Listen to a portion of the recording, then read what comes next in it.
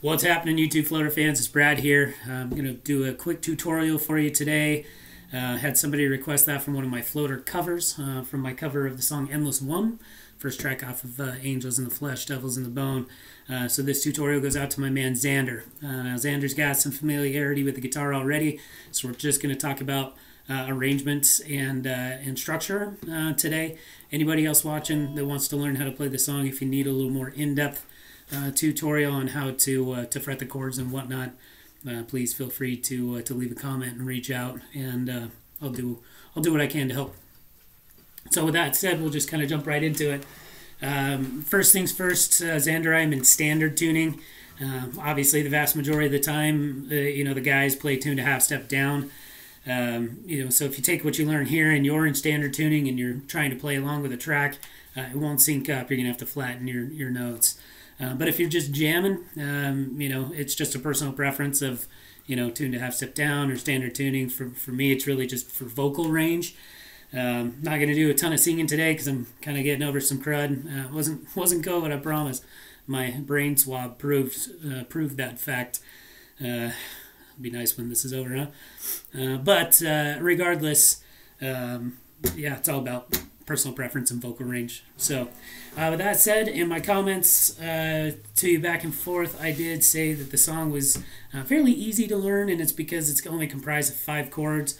Those chords are this chord, this chord, this chord, this chord, and this chord. So you've got some familiarity with a guitar. You just saw 5 fairly common chords, and 1 not so common, but 4 extremely common, especially acoustic and rhythm guitar chords. And those common ones were D, B minor, A, and G. The not so common one, to be honest with you, I'm not sure what the technical term is for this, or the technical name for this chord is. I believe it's a D11. It's definitely a D. My root note, bass note here is D. I'm on the 5th fret on the A string, right? So A sharp, B, C, C sharp, D, right? So I got my ring finger on the A string in the 5th fret. I've got my middle finger in the 4th fret on the D string, and then I've got my index finger in the 3rd fret on the B string. But much more simply put, just strum or fret a C chord and slide that bad boy up 2 frets. Your fingers aren't moving strings; you are just sliding it up. In fact, that can be kind of a fun way to intro the song when you start getting comfortable with it and playing around with it. You can kind of do, like a... Anyway, so that's all of the thing. Do whatever you want once you learn it and jam it however you want. So we'll go into our intro, and it is this D11 chord that we were just talking about. So these fingers don't move at all. You are just steadfast here. My pinky's not touching the fretboard. My thumb's not depressing anything. This is just how I grip my guitar neck. You're never going to strike your top E string. It just doesn't belong in the chord structure. It's not part of the chord.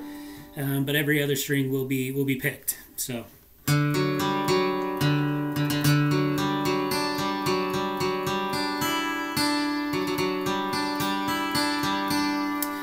That's it. 4 measures, 8 measures, 16. You can play it however often you want. That intro is so beautiful. It's a fun fact. This is the first floater song I ever heard, and what made me fall in love with the band ultimately. And their music's been such a big part of my life for the last 20 years now.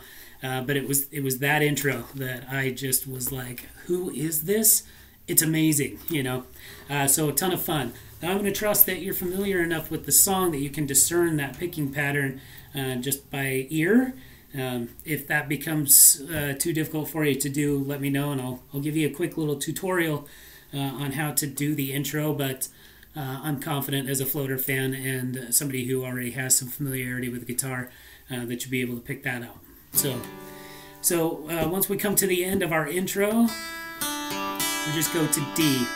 Now what will they say when you're gone, that you've conquered B minor, moved to the world, and with your colors and flags unfurled, you ignite everything, gasoline or rain, you ignited everything like a gasoline rain.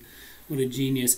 So that B minor, you'll notice in my cover, and if you ever watch videos of the band playing it live, or especially if you see Rob playing a solo acoustic show, oftentimes sometimes he'll fret it like the bar chord. This is the more common instance for people and guitar players, is to fret that as a bar chord. He essentially removes the bar from the second fret, keeps these fingers down, and then he's just holding on to that bottom E string. So he's essentially negating that B bass note right there, but it's all good because he's filling it with some really really cool and really unique sounds in the way of hammer-ons and pull-offs. See, so I mean, you can check that out, right? It's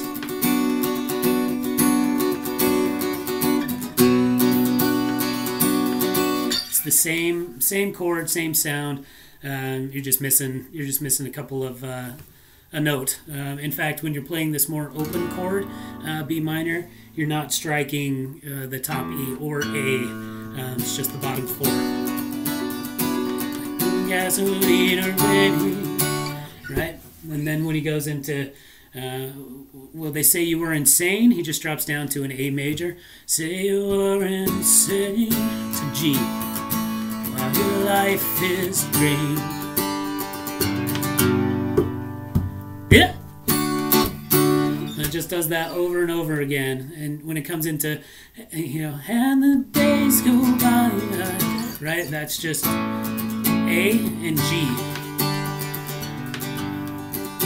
Lord, and the beast in your eyes slowly comes time again. It's taming down. Right? So that is the song, my friends. Lots of fun. You know, I play with the rhythm a little bit. I try to stay as close to the guys as possible, but sometimes my ear just hears a little bit different when I'm just jamming with my jamming to myself. So my cover version is a little more extended. It's just a live version that I've seen Rob do when he goes into the kicking at a tin can, yeah, blame it on the sea.